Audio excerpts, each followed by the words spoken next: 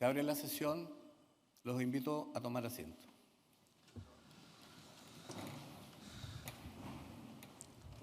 Señor Presidente de la República, Gabriel Boric Font. Señor Presidente del Senado, Juan Antonio Coloma Correa. Señor Presidente de la Corte Suprema de Justicia, Ricardo Blanco Herrera. Señor Presidente subrogante del Tribunal Constitucional, José Ignacio Vázquez Márquez. Señora Contralora General subrogante de la República, Dorothy Pérez Gutiérrez. Señor Fiscal Nacional del Ministerio Público, Ángel Valencia Vázquez. Señoras y señores ministros y fiscal subrogante de la Corte Suprema de Justicia. Señor Ministro de Justicia y Derechos Humanos, Luis Cordero Vega. Señor Comandante en Jefe subrogante de la Fuerza Aérea de Chile, General Leonardo Romanini Gutiérrez. Señor Director General de la Policía de Investigaciones de Chile, Sergio Muñoz Yáñez. Señores expresidentes y exministros de la Corte Suprema. Señor Defensor Nacional, Carlos Morajano. Señor Presidente del Consejo de Defensa del Estado, Raúl Letelier Bartenberg. Señor Presidente de la Corte de Apelaciones de Santiago, Omar Astudio Contreras, y Presidenta de la Corte de Apelaciones de San Miguel, María Alejandra Pizarro Soto. Subsecretarios de Justicia y Derechos Humanos, autoridades del Instituto Nacional de Derechos Humanos y Defensoría de la Niñez, señoras y señores ministros y fiscales judiciales de las Cortes de Apelaciones, relatores de pleno y abogados integrantes de la Corte Suprema. Directora suplente de la Corporación Administrativa del Poder Judicial, Andreina Olmo Marchetti. Señor Director Nacional Subrogante de Gendarmería, Víctor Proboste Torres. Presidentes y representantes de las asociaciones gremiales del Poder Judicial, del Colegio de Abogados, autoridades de tribunales especiales y organismos nacionales e internacionales. Señoras y señores, tengan todos ustedes muy buenas tardes, muchas gracias por estar acá. Esta audiencia, en que la Corte Suprema se encuentra reunida en pleno, tiene por objeto presenciar la cuenta pública que el señor presidente Ricardo Blanco Herrera entregará sobre el desempeño jurisdiccional en el año 2023. En el marco de la política de transparencia impulsada por la Corte Suprema, esta ceremonia se está transmitiendo en directo por el canal de televisión del Poder Judicial y sus redes institucionales. Daremos inicio a esta actividad entonando nuestro himno nacional. Les invito a ponerse de pie.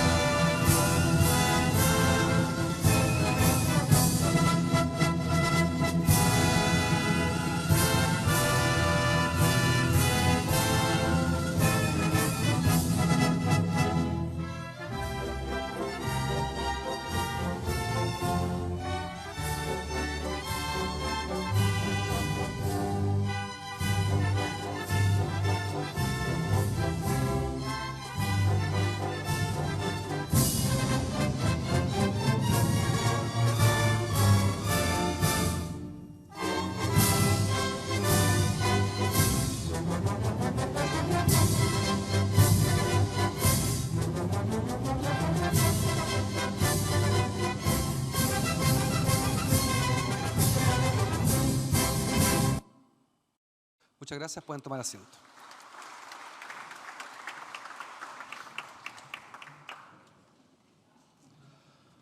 A continuación, pronunciará su discurso de cuenta pública el señor presidente de la Corte Suprema de Justicia, Ricardo Blanco Herrera.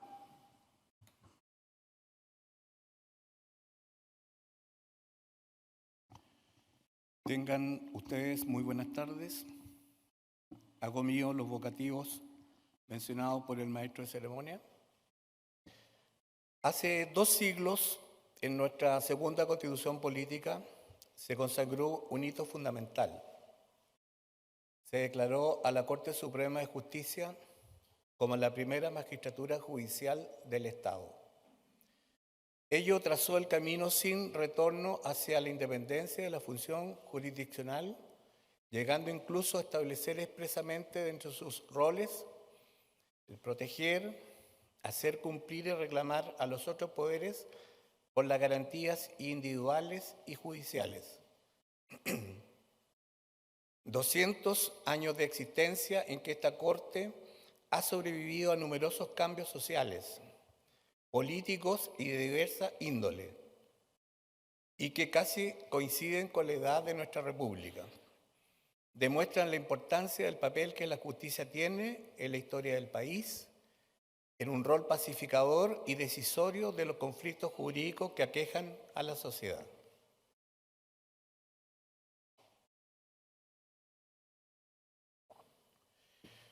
Ese sentido y conciencia histórica e institucional se refleja en la solemnidad que tiene esta ceremonia dispuesta por el artículo 102 del Código Orgánico de Tribunales y su carácter de tradición republicana, queda demostrada con la presencia de las más altas autoridades de la nación, encabezadas por el presidente de la República. La tarea del Poder Judicial se sustenta en las personas que lo conforman. Se trata de 13.457 integrantes, de los cuales un 58% son mujeres, lo que se replica en los 3 escalafones. Fuerza laboral que en su conjunto hace posible poner en funcionamiento la prestación del servicio jurisdiccional en los 466 tribunales de todo el país, a los que se suman los tribunales especiales, salvo las excepciones consagradas en la Constitución, y los juzgados de policía local de cuyas causas conoce por vía recursiva el Poder Judicial, y respecto a los cuales también se ejercen labores de superintendencia. Estos datos nos permiten dimensionar el alcance e importancia de esta cuenta pública, oportunidad para dar a conocer cómo se ejerció nuestra actividad durante el 2023, así como exponer algunas reflexiones y lineamientos de la presidencia de este tribunal durante los próximos 2 años. Reconozco la gestión de mi antecesor, el expresidente señor Juan Eduardo Fuentes, a quien correspondió liderar nuestra institución durante la anualidad que conforma la rendición de cuentas que hoy presento. La función esencial y constitucional de los tribunales de la República consiste en conocer y resolver los asuntos de interés jurídico que se someten a su conocimiento. Por ello, inicio esta cuenta con el resultado del trabajo jurisdiccional a lo largo del país y entregaré algunas cifras generales de ingresos y términos de causas, así como las que se encuentran en tramitación relativas a los tribunales que forman parte del Poder Judicial. El detalle de estas estadísticas, como las de aquellos sobre los que se ejerce la superintendencia directiva, correccional y económica, se encuentra a partir de este momento a disposición de toda la ciudadanía en nuestro sitio web. El año 2023 estuvo marcado por el alza de los ingresos de causas en los tribunales de primera instancia, en todas las competencias, y en su conjunto se redujo en un total que superó los 3.106.000 causas, lo que implicó un aumento del 25,8% respecto del año 2022. Esta alza se produjo por el incremento de causas en competencia civil, laboral, familia y cobranza laboral y previsional. Por su parte, en estos tribunales se puso fin a más de 2.041.000 procesos, aumentando en un 4,1% respecto del año anterior. Las causas en tramitación alcanzan los 2.795.000, lo que representa un incremento de un 12.6% respecto del año 2022.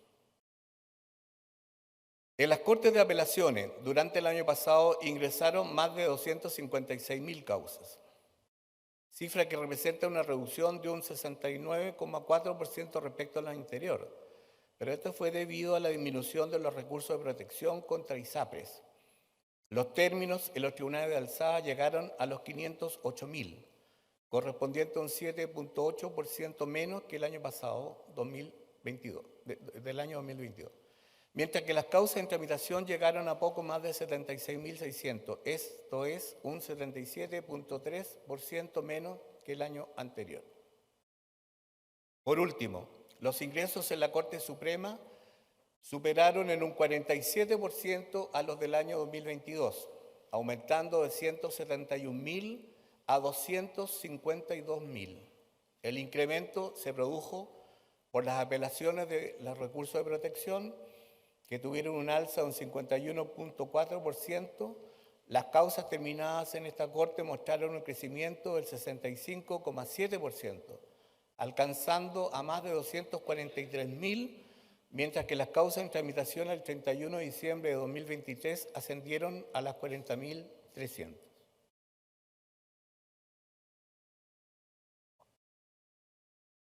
De otra parte,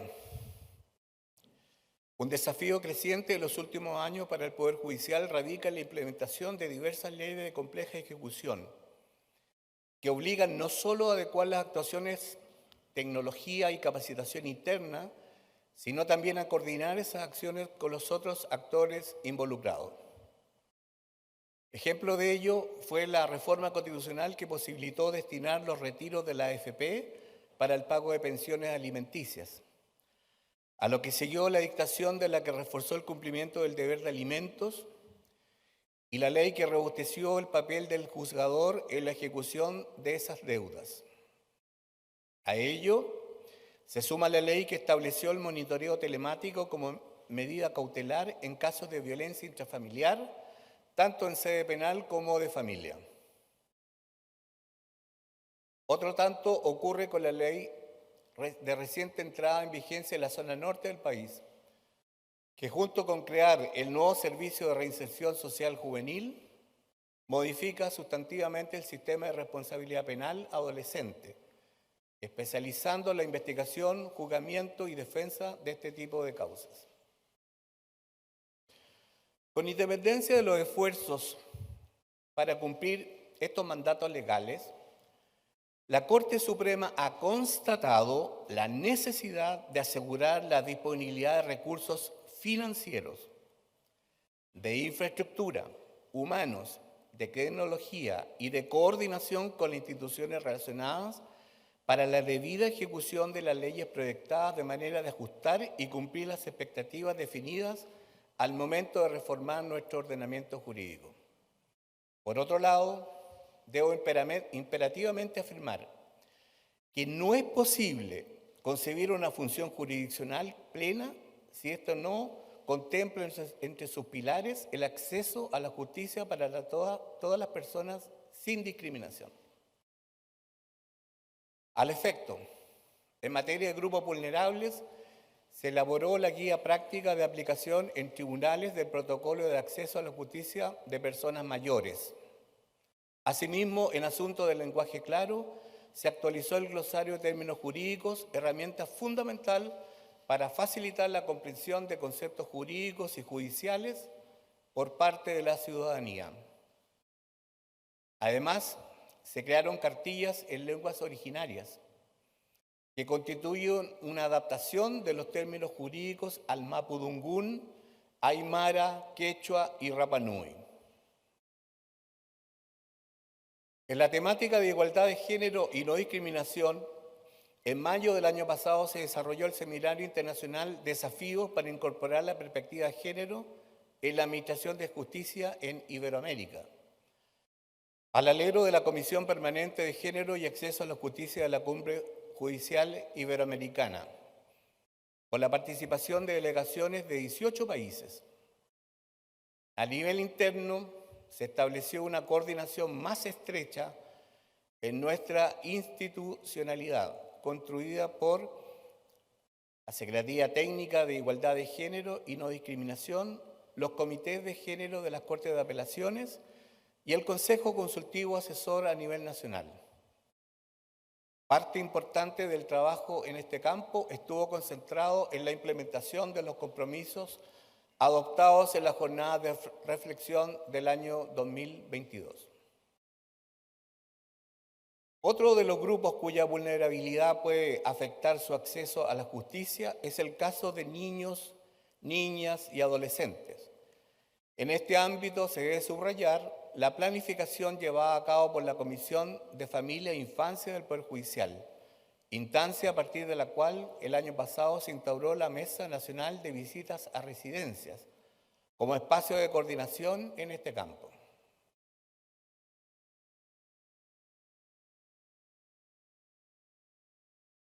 En lo que respecta a derechos humanos, la Corte Suprema, en su reciente jornada de reflexión, acordó la consolidación de una estructura que permita una organización funcional más adecuada para la pronta respuesta a la multiplicidad de desafíos que esta temática nos presenta.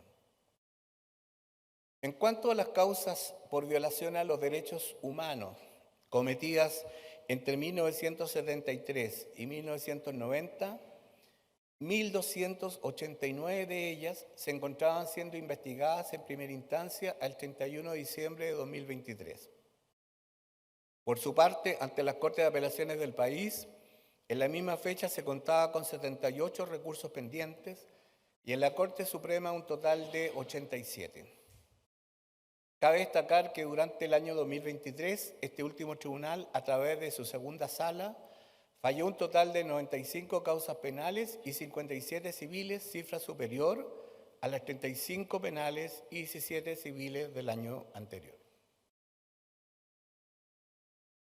En agosto del año pasado, el Tribunal Pleno otorgó de manera extraordinaria y a modo de reparación el título póstumo de abogados a 8 personas que tenían la calidad de licenciados en la carrera de Derecho y que fueron víctimas calificadas de violaciones a los derechos humanos, título que fue recibido por sus familiares. En este mismo eje pongo énfasis en el Plan Nacional de Búsqueda que lidera el Ejecutivo y que tiene por fin esclarecer las circunstancias de desaparición forzada, muerte y paradero de las personas víctimas de estos ilícitos, al cual el Poder Judicial continúa aportando información y ejecutando labores de coordinación. Asimismo, se continuó prestando colaboración al Ejecutivo para dar respuesta a los requerimientos de información realizados al Estado chileno por instancias internacionales en materia de derechos humanos. En otro orden de ideas, en lo relativo al trabajo de las fiscalías judiciales, una de las funciones desarrolladas por estas consistió en las visitas a los establecimientos penitenciarios, llevándose a efecto en el 2023 un total de 72 visitas ordinarias y 25 extraordinarias. Los fiscales judiciales instruyeron 272 investigaciones disciplinarias, mientras que en el ámbito de las declaraciones de patrimonio e intereses, la Fiscalía Judicial realizó 6.104 revisiones. Fuera del terreno jurisdiccional, son diversas las tareas que lleva a cabo la Corte Suprema para su correcta administración. Gran parte de esta función recae sobre sus comités. En el caso del Comité de Comunicaciones, cabe resaltar su colaboración prestada para el Seminario Internacional 200 años de la Corte Suprema, verificado en noviembre pasado. Además, a través del Subcomité de Atención de Usuarios, dependiente de este comité, durante el 2023 se desarrollaron 17 talleres, uno por jurisdicción, para la difusión de la política de atención de usuarios del Poder Judicial. El Comité de Modernización realizó, entre otras acciones, una encuesta sobre audiencias remotas en el Poder Judicial, la propuesta de modificación del autoacordado sobre el procedimiento aplicable al Convenio de La Haya relativo a los efectos civiles de la sustracción internacional de niños y niñas y la propuesta de instrucción de seguridad para las notarías en el proceso de autorización de salida del país de niños, niñas y adolescentes.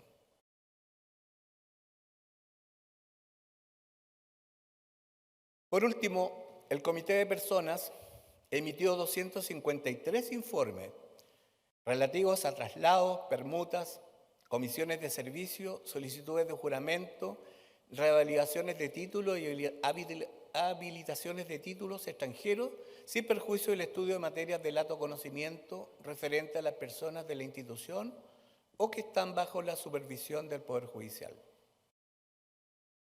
A nivel internacional, el Poder Judicial continuó con su aporte en la Cumbre Judicial Iberoamericana, particularmente en la preparación y desarrollo de su vigésima primera versión, celebrada en Lima durante el año pasado, y participó en asuntos relativos a la carrera judicial, al régimen disciplinario y sus garantías. Del mismo modo, se continuó el trabajo en las comisiones permanentes de género y acceso a la justicia, mecanismos alternativos de resolución de conflictos y ética judicial. En lo referente a la Academia Judicial, se ejecutaron 3 programas regulares de formación con un total de 61 alumnos, mientras que el programa de perfeccionamiento logró abarcar a más de 7.800 funcionarios del Poder Judicial. Además, en el año 2023, la Academia inauguró su nueva sede y su Consejo Directivo aprobó el plan estratégico que guiará a la institución hasta el año 2026. En cuanto a la tarea que realiza la Corporación Administrativa del Poder Judicial, durante el año pasado se ejecutó el 99,9% del presupuesto. Además, se inauguró el Centro Judicial de Chillán, se dio inicio a la construcción del Centro Judicial de Los Ángeles y creció el número de los tribunales adheridos al proyecto Conecta PEJUD en un 38%. Y continuaron los esfuerzos y coordinaciones para implementar las leyes ya mencionadas en esta cuenta y se dio inicio al proyecto del nuevo sistema unificado de tramitación judicial, entre otros hitos. En lo que respecta a dudas y dificultades en la inteligencia y aplicación de las leyes y de los vacíos que se han notado en ellas, las Cortes de Apelaciones del país informaron un total de 185 inquietudes, correspondientes al procedimiento civil, penal, de familia, laboral, derecho procesal general y otras materias. Comunicaremos el detalle de estas dudas y dificultades al Ejecutivo para los fines correspondientes.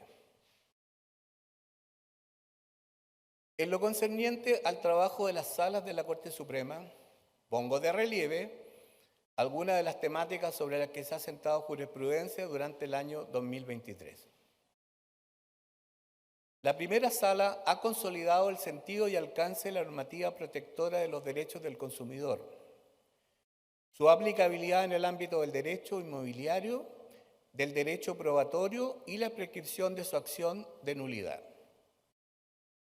Asimismo, se ocupó de precisar las características de la suficiencia del título para las acciones de precario, lo singular de la acción de cobro del crédito universitario con aval del Estado, así como la manera en que inciden estas acreencias en los juicios sobre violencia, definiendo también aspectos relevantes de las boletas de garantía, instrucciones notariales y otras figuras mercantiles. La segunda sala, a propósito del recurso de amparo, asentó criterios relativos a la procedencia de la regularización migratoria cuando el beneficiado presenta antecedentes penales en su país de origen, a la pertinencia de esta acción como un remedio para una pronta decisión administrativa y a los requisitos que deben observarse en un decreto de expulsión. Al resolver los recursos de nulidad, la Sala ha definido los indicios que habilitan para efectuar un control de identidad investigativo, los efectos que pueden asignarse cuando se retracta la víctima de delitos de violencia intrafamiliar y las exigencias que deben satisfacer estos recursos para autorizar a la Corte a la invalidación pretendida por el recurrente. La tercera sala, además de resolver los conflictos jurídicos relativos a los planes de salud ISAPRES, se ha ocupado de la importancia de las guías clínicas y protocolos médicos como estándar de actuación en salud y ha ratificado la línea jurisprudencial en cobertura de medicamentos. También se ha pronunciado sobre los neuroderechos y la obligación que en este campo debe asumir el Estado. Junto con ello, la sala abordó la regulación de casinos de juego y las actividades de apuestas mediante sitios electrónicos, la noción de confianza legítima en materia de contratas y empleos, los plazos que deben respetarse en la tramitación y resolución de los asuntos administrativos, así como la legalidad de las sanciones impuestas en ellos. La cuarta sala ha afianzado su criterio sobre la validez del descuento por seguro de cesantía en despidos injustificados, la aplicabilidad del Código del Trabajo a funcionarios públicos contratados a honorarios y la suficiencia de la licencia médica como causal de justificación de la ausencia del trabajador. En el ámbito de las relaciones de familia, la sala ha definido que si la madre ha contribuido a solucionar con dineros propios todas las necesidades y gastos de manutención de sus hijos, ante la falta de contribución económica del progenitor, subsiste el crédito en ella por la vía de la subrogación para cobrar a quien era el obligado. En temas de acciones de filiación, asentó la improcedencia de establecer la posición notoria del estado civil de hija o hijo en un procedimiento voluntario, debiendo acreditarse en sede contenciosa los presupuestos fácticos que la hacen procedente.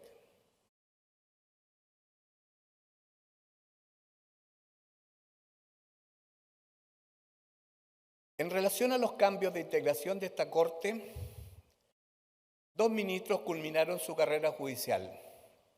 Me refiero a don Haroldo Brito, quien cesó en sus funciones en noviembre del año pasado y quien fuese durante el bienio 2018-2020 presidente de este tribunal.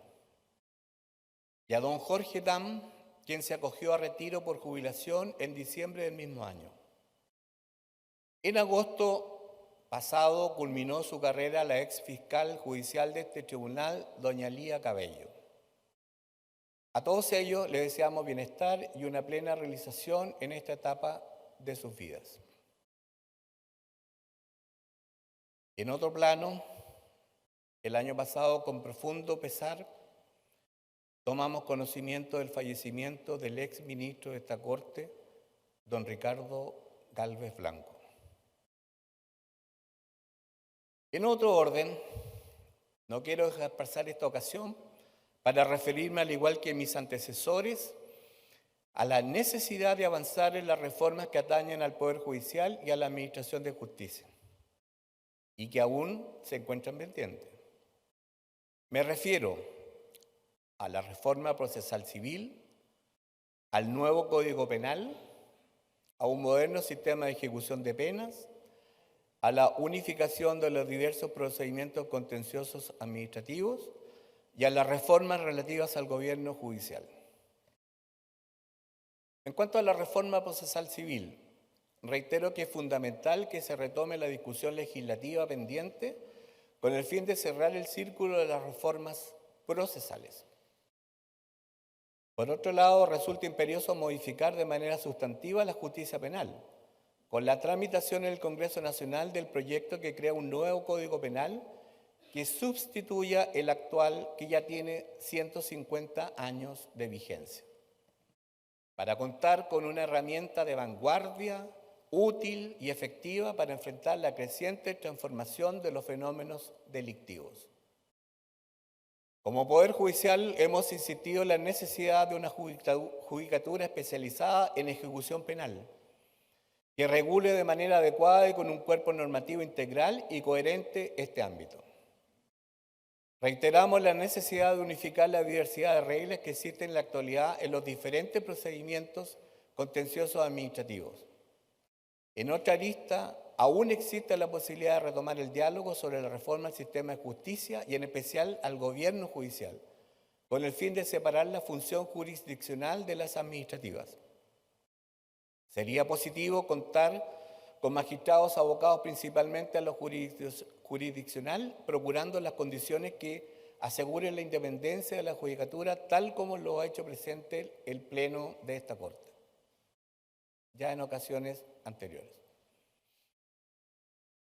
Ahora dedicaré un espacio para los desafíos y lineamientos que guiarán esta presidencia. En el último tiempo hemos experimentado la ocurrencia de delitos que no eran frecuentes en nuestra sociedad, ni en cantidad, ni en gravedad, ni en el modo de ejecución. Y esa realidad ha de ser atendida por todos los actores involucrados. En el sistema penal, las decisiones que adopta la judicatura se producen en un contexto determinado por la ley. No tiene el juzgador el rol de impulsar el proceso penal, pues le corresponde resolver conforme al mérito del proceso, que en nuestro sistema se alimenta con lo que le presenta el Ministerio Público y la defensa del requerido.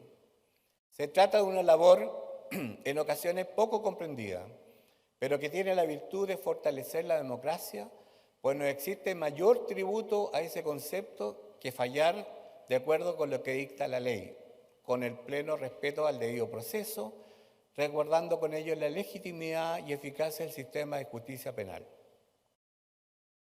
A la preocupación general por la seguridad de la población se debe añadir el deber de atender las medidas de protección necesarias para que los procesos judiciales se efectúen en condiciones adecuadas para todos los intervinientes. Por ello, nos encontramos desarrollando acciones dentro del Poder Judicial y fortaleciendo los vínculos interinstitucionales, particularmente para las audiencias que se realizan en los juzgados de garantía y en los tribunales de juicio oral en lo penal. Otro aspecto que merece especial dedicación consiste en la oportunidad de la respuesta jurisdiccional. Se ha dicho razonablemente que la justicia tardía en realidad no es justicia. Por esa razón, la Corte Suprema en el año 2022 decidió adoptar un nuevo sistema de medición de los tiempos de tramitación de causas de sus distintas salas, con el objeto de proponer acciones concretas para su reducción y fortalecer herramientas que colaboren con el conocimiento del juzgador. Hoy contamos con reportes semestrales que dan cuenta del rendimiento de la Corte Suprema en su conjunto, en términos temporales, y ya se han ido implementando algunas acciones específicas que hacen más eficientes algunos pasos internos con tal finalidad.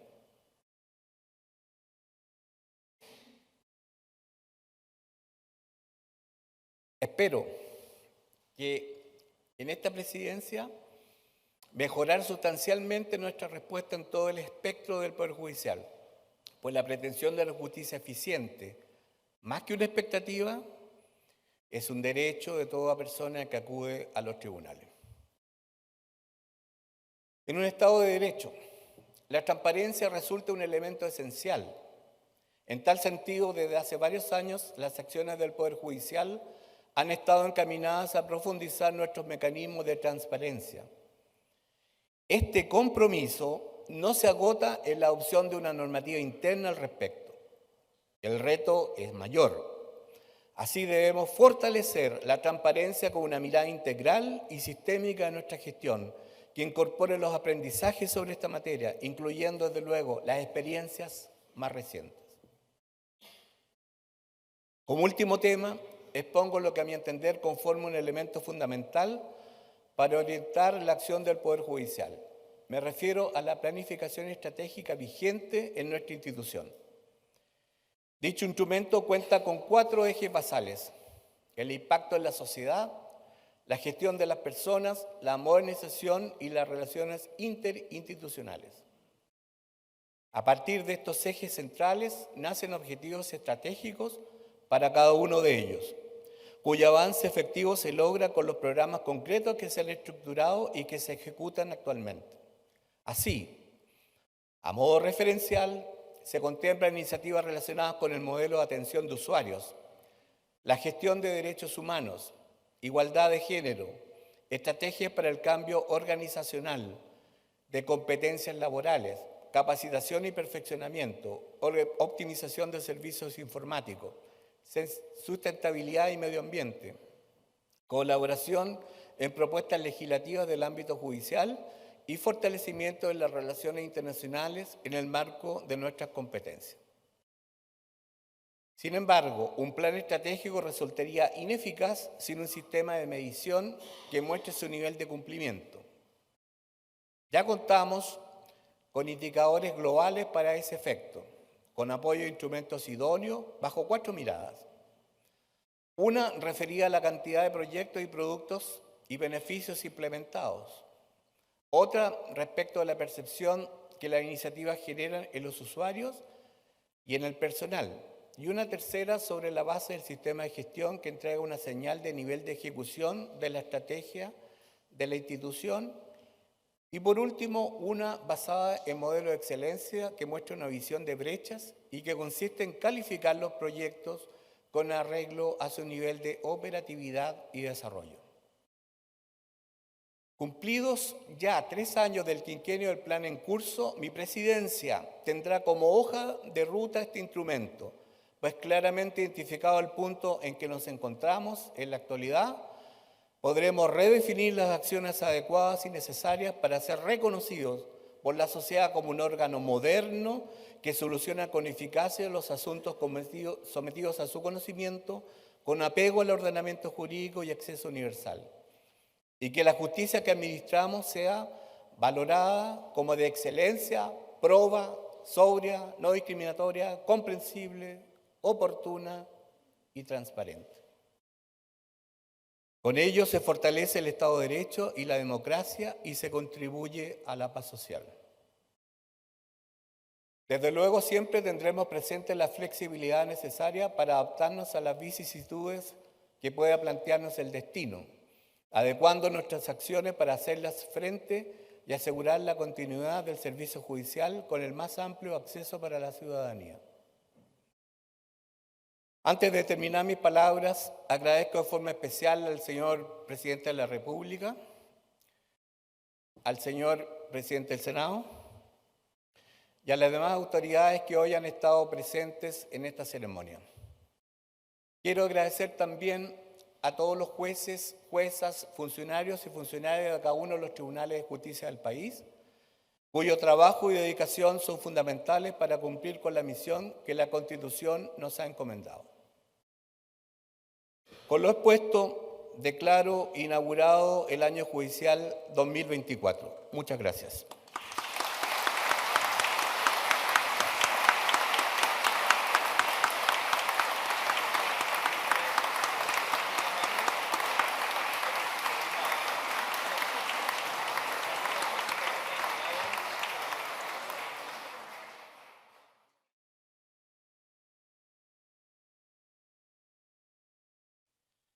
Habiéndose cumplido con el objetivo de esta audiencia, se le pone término. Muy buenas tardes.